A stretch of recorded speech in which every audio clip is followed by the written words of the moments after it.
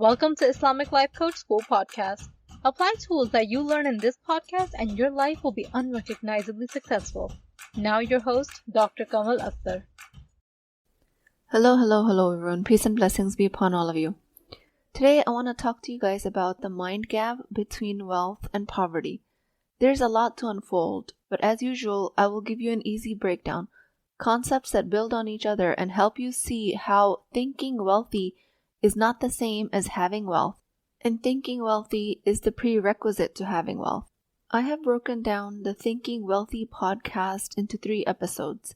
Again, each one breaking down an easy concept so it's easy for you to internalize. So the 3 concepts are around these 3 points. Wealthy don't fall for a quick money trap. They maximize passive income, but it is not without hard work and failures. Their relationship with hard work is completely different than most people, and they leverage their resources. So these are the 3 main concepts I will talk about, because focusing on just these 3 will have you thinking wealthy.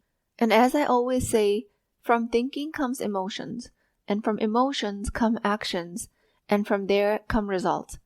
So if you're thinking wealthy, you will have abundant emotions, you will act wealthy, and you will create wealth, inshallah. So the first of the 3 main points is about passive income without falling for a quick money trap. This is a type of wholesome passive income. The second of the 3 main topics is your relationship with hard work. And the third is leveraging the resources you have. So these are the 3 main points that I will elaborate on when it comes to thinking wealthy. And I'm going to do it in a 3-part series.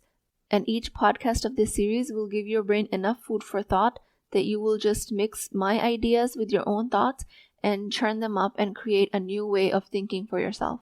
That way you will have a significant head start on most of the population. Definitely most of the Muslim woman population. First of all, the passive income trap, which has to do with misconceptions around passive income. And that is that passive income isn't just chilling on your couch while money rolls in, although that is what we're sold.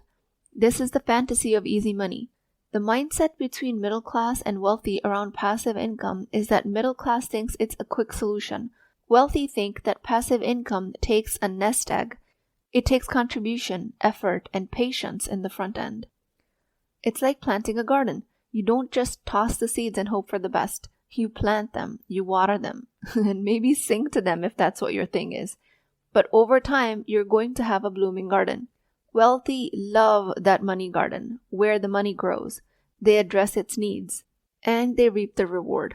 A person with a scarcity mindset is aggravated at the effort that she has to put in the garden. She thinks that she doesn't have resources to plant the garden. She thinks everyone else's garden seems to be blooming, and hers isn't producing anything yet. Thinking wealthy is about building something that can eventually run with minimal effort, but there is definitely effort on the front end. So passive income is more like smart and active now for rewards later income.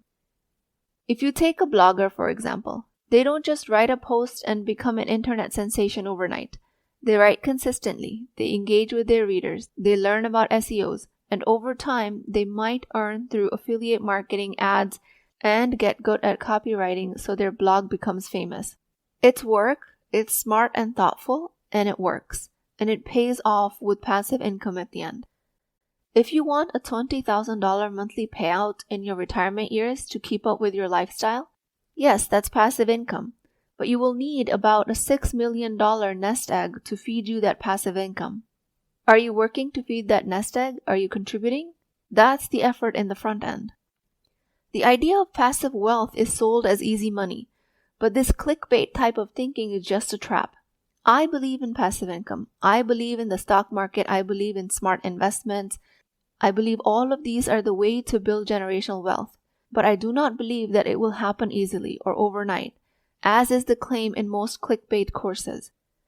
Islam promotes the idea of lawful earnings and discourages the whole notion of gaining without effort or contribution. The Prophet Muhammad, peace be upon him, said, "Nobody has eaten a better meal than that which one has earned by working with one's own hands." Reported in Sahih Bukhari. Now, this doesn't mean you leave your day job and start plowing fields. That's not what's meant here by working with your own hands. This hadith emphasizes the dignity and importance of earning through efforts. There's nothing in Islam that goes against passive income, but it does challenge the idea of idleness and earning without any form of contribution or effort, whether that contribution and effort be intellectual, physical, or financial. And that's the point I'm trying to make. The passive income you're enjoying at any point in your life comes with an investment at the front end. Unless you're born in generational wealth, in which case this podcast might not apply to you. Otherwise, you will have to contribute to create meaningful passive income. This type of income isn't a magic money tree. A creator doesn't just post one video and become a star. They consistently create content, engage with their audience, and maybe get better at their editing skills along the way. Over time, their channel can create and earn ad revenue, even when they're not actively working on it. But make no mistake, there's a lot of upfront creativity and effort involved. Best way to think about passive income is more like upfront work for long-term exponential gains. And this work in the front end produces incremental results with the passage of time. One of the world's most famous author, J.K. Rowling, when she wrote the Harry Potter series, before her books enchanted the world, she faced poverty, depression, rejection. The creation of her magical world wasn't a passive journey. It was a labor of love, persistence, imagination, and effort against all odds. When finally her story captivated the world, she'd been through the grind. The myth of passive income being the same as easy and quick is totally unfounded. Any successful person that is labeled as thriving on passive income, there's always effort behind them, sometimes years of effort. So someone might be referring to passive income, but what they really mean is an overnight success as a clickbait scheme. Every overnight success comes with a lot of unseen work, dedication, and years of effort. So I invite you to challenge the label of passive income in your mind if it's related to easy money. My critique of passive income is only the critique of the easy money concept, nothing else. I wholeheartedly believe in passive income. That's how wealthy create their wealth. But passive income does not mean no effort. Creating streams of passive income requires foresight, creativity, and a proactive mindset. And the inspirational part is you have all the power to build these assets that work for you. You can create systems that generate value even when you're not actively working on them.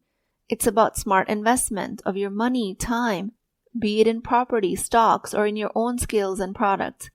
Embrace this challenge and view it as an exciting opportunity to innovate and grow.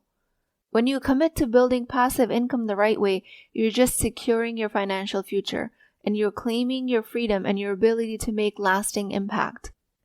In the Quran, Surah An-Najm, 53, ayah 39 to 42, it says, "The man can have nothing but what he strives for. The fruit of his striving will soon come in sight. Then he will be rewarded with the reward complete. That to Lord is the final goal." The idea of passive income in this context is linked to spiritual rewards that come together over time, from good deeds done with sincerity and God consciousness. Just as passive income in a financial sense represents ongoing returns from past investments, the reward that is complete, as referred to in this ayah, is seen as an ongoing spiritual and moral benefit that arise from actions performed with right intentions and efforts. And these verses conclude with the reminder that the ultimate return or goal of all endeavors is the attainment of closeness to Allah. That is the ultimate passive income. All this signifies is that while worldly success and rewards are significant, they are not the final objective. The ultimate aim is spiritual growth and gaining the state of closeness and favor with the divine, which is the highest and the most fulfilling form of achievement for a believer. This verse tells us that the effort is essential to achieving any gain, and the final most massive return on your investment on any effort done with God consciousness, any effort of money spent to make this world a better place, the return on that investment in this world is passive income, and in the afterlife it is that of a reward that is complete, and that is the promise of Allah subhanahu wa ta'ala. Realizing that passive income requires upfront effort, you can spend evenings researching and setting up a rental property, while working your days to be able to afford that property. All you have to do is understand the pursuit of easy money is a mirage. True wealth and fulfillment comes from effort, struggles, learning, growing.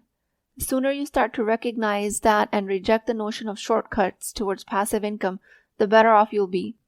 Rather than constantly falling for promising but sketchy investment schemes, look out for yourself and watch out for your brain's tendency to fall for the easy money trap. You can choose to invest in a well-researched, diverse portfolio, or you can choose to invest in high-reward stocks, but also understand that that comes with higher risk. The woman that is not able to rely on passive income is sold the idea that it's going to be passive from day one. And that is just not the case. Nobody is really handing you money even if you invest in stocks. Even if the stocks are giving you high returns, you'll have to have money in the front end to invest in it in the first place. You might even have to research your stocks. You will have to have control of your mind not to get too emotional and withdraw all of your money every time there's a dip in the stock market. You are putting an upfront investment in every kind of passive income. That is my guarantee to you. And with that understanding, make passive income your asset. And you don't even have to start with a big sum of money. You can start investing persistently with any amount of money. But in the end, I do want to give you a disclaimer that I'm not a financial advisor. And if it is a new field for you, besides educating yourself, hire a financial advisor for more detailed breakdown. With that, I pray to Allah subhanahu wa ta'ala, in the name of Allah, the most gracious, the most merciful. O Allah, the provider of rizq, guide us in planting of our gardens, the gardens of our dreams. Grant us the patience and perseverance to nurture our aspirations. Make them fruitful for the world and the spiritual growth. Teach us, O Allah, the wisdom to understand the true wealth is not just in the accumulation of money, but in the effort, sincerity, and purpose behind it. Help us see beyond the illusions of quick gains and easy paths. O Allah, instill in us the mindset of abundance and gratitude, not one of scarcity and envy. And as we strive in this world for wholesome passive income, for wealth that sustains and provides that you've written for us, remind us that the ultimate reward is only with you. O Allah, let our efforts be means to a greater end, a closer relationship with you, a deeper understanding of your mercy, and clearer path to your pleasure. Make our striving fruitful, our earnings halal, and our intentions pure. Keep us grounded in the truth that the greatest wealth is in our faith and the actions that are taken for your sake alone. Ameen Ya Rabbul Alameen. Please keep me in your du'as. I will talk to you guys next time. If you're interested in getting coached by me, I'm offering a very affordable opportunity to do that with Wisdom Wednesdays. This is not a course, not a lecture.